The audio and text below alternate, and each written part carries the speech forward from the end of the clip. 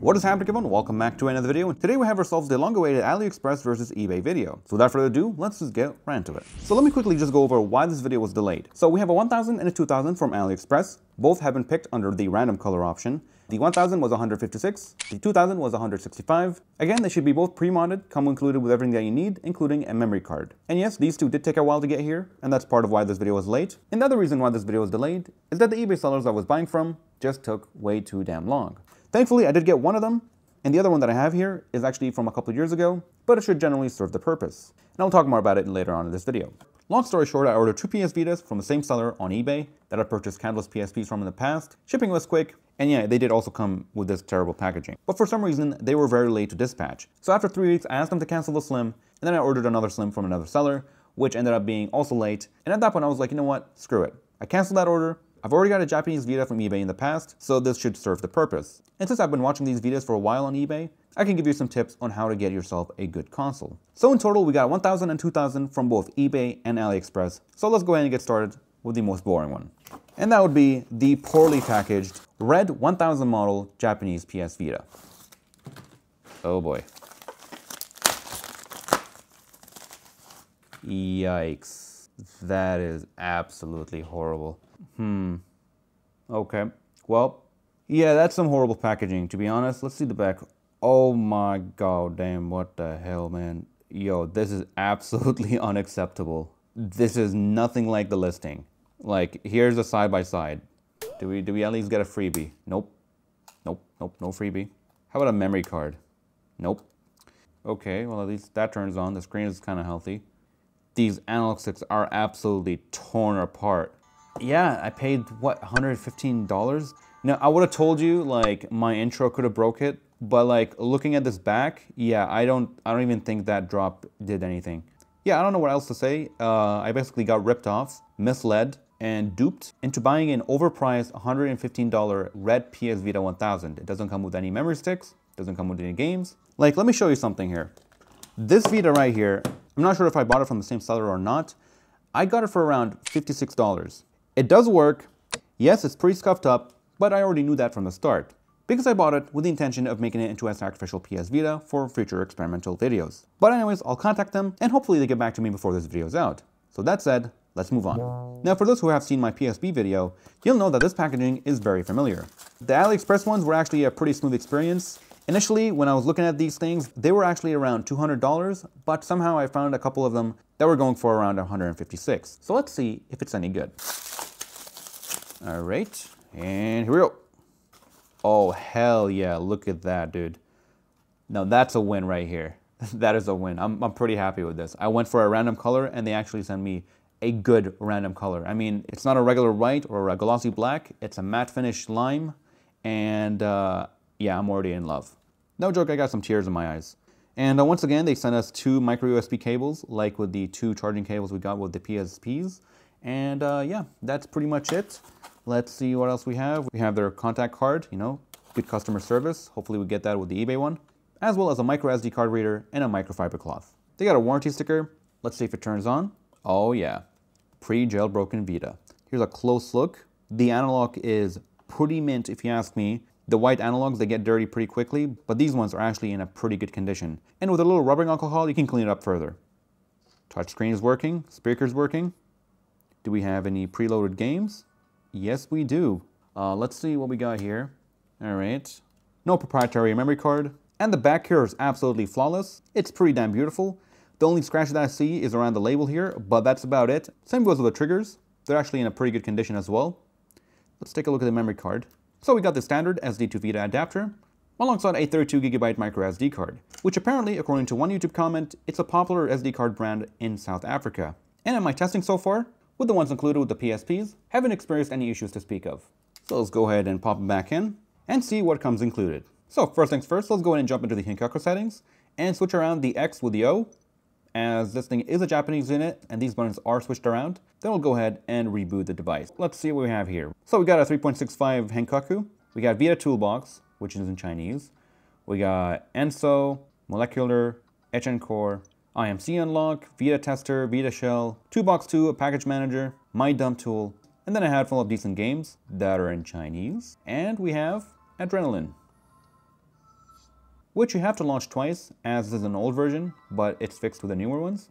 Of course, we're going to be installing Arc 4 on this thing once we get a chance to. But for now, let's see what kind of games we have included here. And we got nothing. Let's just get out of here. I mean, at least it works. Uncharted, Soul Sacrifice. Let's try some One Piece. And it's in Chinese.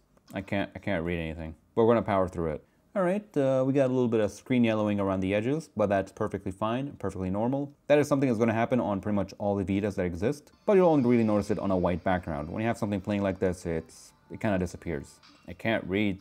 What does it say? All right, let me try something else. Soul Sacrifice looks like it's in English, hopefully, maybe. Nope, it's not. Let's try God of War. Finally, some gameplay. Let's go. Anyways, let's move on to the next one. And finally, we have the random colored 1000 model from a different seller, and that's a good thing because I want to give you guys a pretty good idea of what you can expect. But we do have two different sellers from the looks of it, just like we did with the PSPs, but we'll talk more about that at the end of the video. So let's go ahead and finally unbox the last one.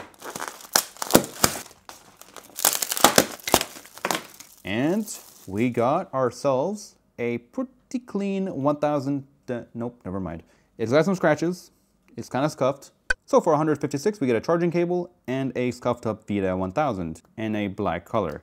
I mean, I did choose the random color, and I got a random color with some random scratch marks. So let's see what we got here. We got a QC sticker. The back is all right. I really don't care too much about the back, but it's in a pretty decent condition, not bad. No proprietary card. However, we do get the memory card, and I remember it was 18 or 16 gigabyte. I can't remember exactly which, but it's a 16 gigabyte. Some cheap card from some cheap generic off-brand. Very similar to one of the PSPs we got in the past. But check this out, we got ourselves a 3G module, which means we got ourselves a North American model, which in fact is actually a nice thing. Why, you may ask? Well, you see, I got the same motherboard on hand right over here. And the nice thing about these motherboards is you can actually go ahead and detach the 3G module, and what you can do instead is to go ahead and install a special adapter that will allow you to install built-in storage directly into the motherboard via micro SD card. And the benefit of that, for some people that actually care about that, is to be able to play original games without having to remove the micro SD card from the console, or the option to have more storage. Either one. Either way, it's pretty nice to have. But with that being said, let's see if it even turns on. Alright, we got power. So we got some standard stuff. Vita Deploy, Adrenaline, Package Manager, and a random game. I don't know what that is, but let's see what it is. That's cool. Anyways, now at this point, you'll probably notice that there isn't a whole lot of apps here, unlike the other one. And that's because they haven't fully hacked this thing. You see, there's Hinkaku, but there is no ENSO, which is what makes Hinkaku permanent.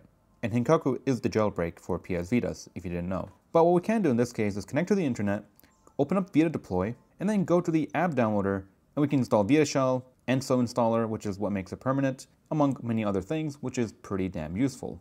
And we double check here that we have 3.65, which is the optimal OS to have custom firmware on. And yeah, there's not a whole lot to do here. We can try out Adrenaline, but with 16 gigabytes, I doubt we have anything here.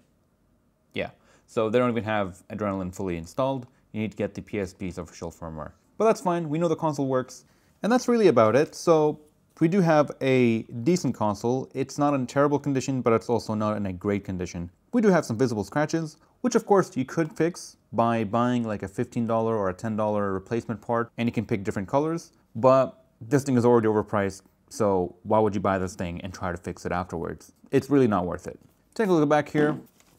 It's in a much better condition than the front, and a close look at the analog sticks. Thankfully, they are fine. The triggers are slightly scratched, but still very functional.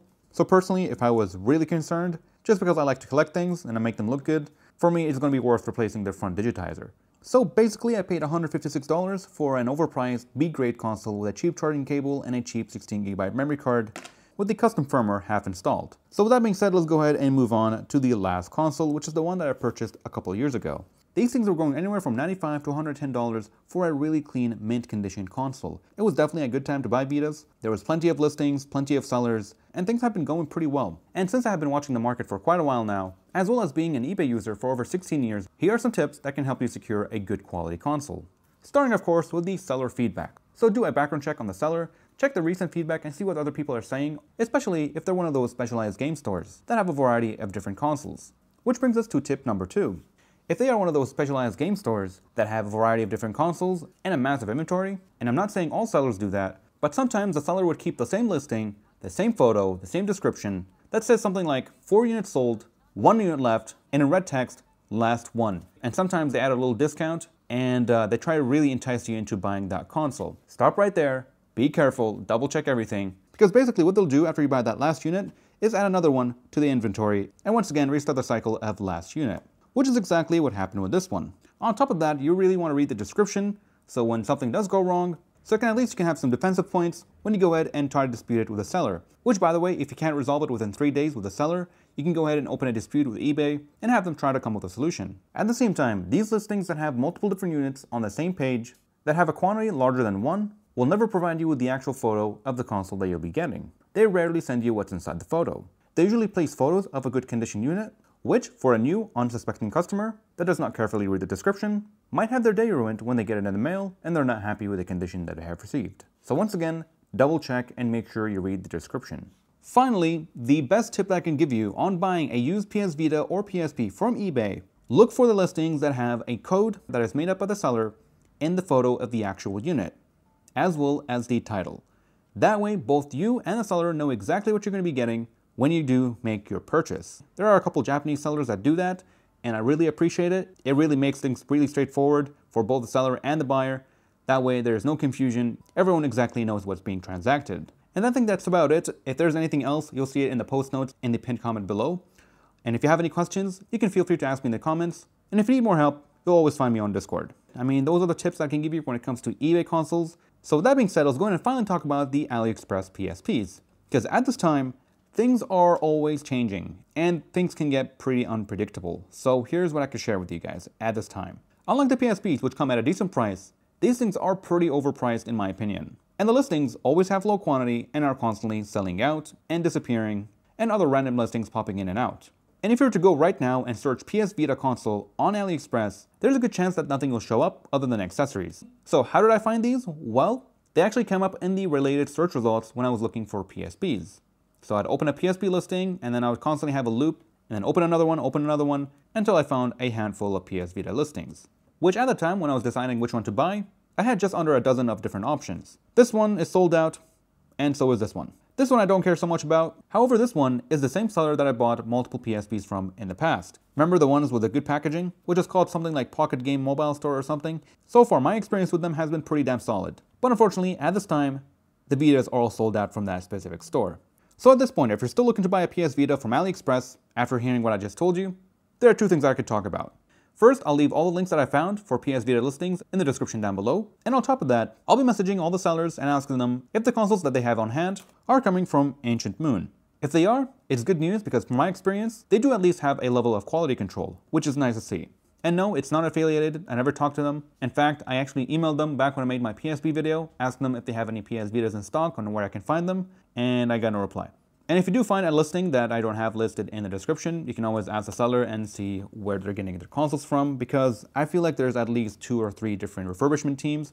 This is being one of the best ones that I have experienced so far, which come in this type of packaging, while the other one that comes with a big bubble wrap, so far I have not liked what they have sent me. And that's pretty much it. This video so far has been a roller coaster. We started out with a scuffed up PSP, then we got an absolute mint unit, then we finished it off with yet another overpriced console. Which you're probably asking at this point, how much should I pay for a PS Vita? Well, if I were to buy these things, the maximum I would pay for this one will be like $95. The analogs, the buttons, are in good condition, and all it really needs is a replacement digitizer, which you can get in multiple different colors, so you could kind of customize your PSP that way. For this one, the maximum I would pay will be like $125. It's not a super special model, it does look cool, but still you shouldn't spend over $125 on these things. Finally, with this one, I would give it maybe like $130 tops, $135. That's the max I would pay for this thing.